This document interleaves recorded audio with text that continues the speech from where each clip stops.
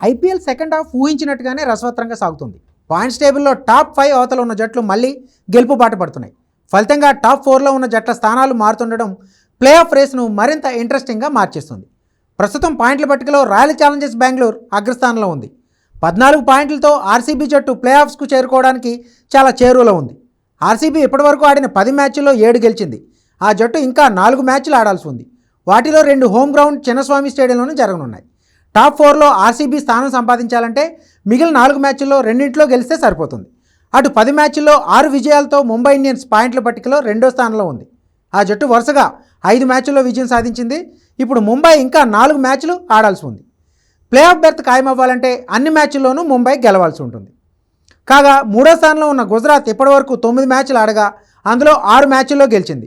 మరో 5 మ్యాచ్లు ఆడనున్న గుజరాత్ ప్లే ఆఫ్స్లో చోటు దక్కించుకోవాలంటే కనీసం 2 మ్యాచ్లైనా గెలవాలి.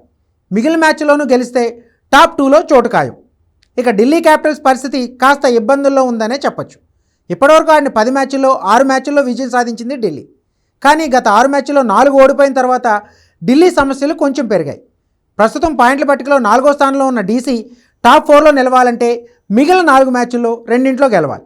ఇదిలా ఉంటే ఇప్పటివరకు 9 మ్యాచ్లు ఆడి 5 మ్యాచ్ల్లో గెలిచిన పంజాబ్ కింగ్స్ 11 పాయింట్లతో 5వ స్థానంలో ఉంది. లీగ్ దశలో ఆ జట్టుకు ఇంకా 5 మ్యాచ్లు మిగిలిన్నాయి. ప్లే ఆఫ్స్కు అర్హత సాధించాలంటే కనీసం 3 మ్యాచ్ల్లో ఖచ్చితంగా గెలవాలి. అటు రిషబ్ పంత్ కెప్టెన్సీలోని లక్నో సూపర్ జైంట్స్ జట్టు ప్రదర్శన ఇప్పటివరకు అంతగా ప్రత్యేకంగా ఏమీ లేదు.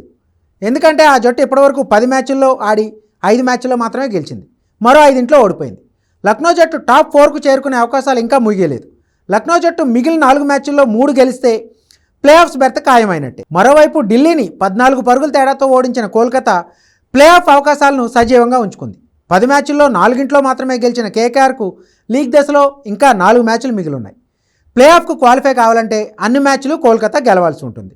ఇక రాజస్థాన్ జట్టు 6 పాయింట్లతో ప్రస్తుతం పాయింట్ల పట్టికలో 8వ స్థానంలో ఉంది. రాజస్థాన్ జట్టు ప్లే ఆఫ్స్కు చేరుకోవడం కష్టమే. ప్లే ఆఫ్ అవకాశాల కోసం రాజస్థాన్ జట్టు ఇతర జట్ల ఫలితాలపై ఆధారపడాల్సి ఉంటుంది.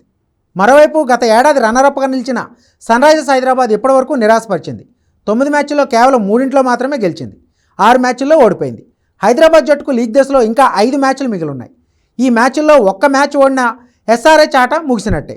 ఇక ఐపీఎల్ చరిత్రలో మోస్ట్ సక్సెస్ఫుల్ టీమ్గా పేరున్న చెన్నై సూపర్ కింగ్స్ కథ దాదాపుగా ముగిసినట్టేనని చెప్పొచ్చు. ఆ జట్టు 9 మ్యాచ్ల్లో 2 మాత్రమే గెలిచింది. Chennai super Kings play offs చేరుకునే అవకాశాలు చాలా అంటే చాలా తక్కువగా ఉన్నాయి.